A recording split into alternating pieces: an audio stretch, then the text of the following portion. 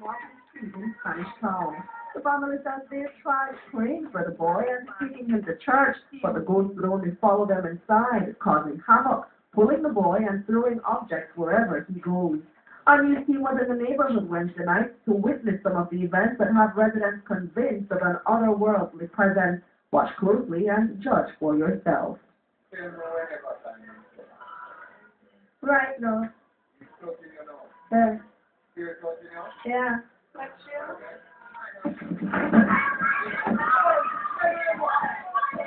They say that's how it's been for the past several days.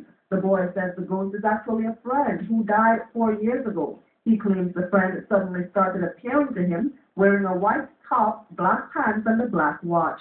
It's been nothing but chaos for the family and neighbors.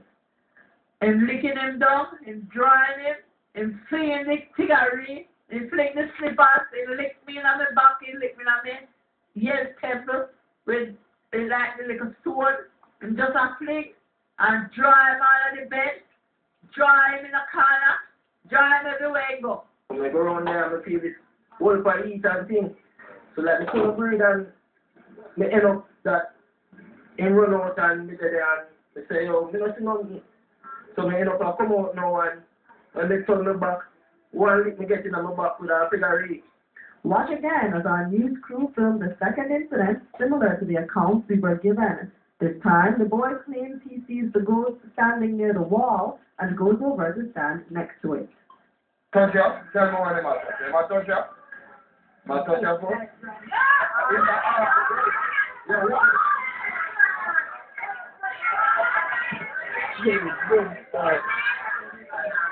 So, is the Martin Street duppy real, or are these events the expert acting of a mischievous child? Kalila Enriquez, CBN News. You got to do right when you know.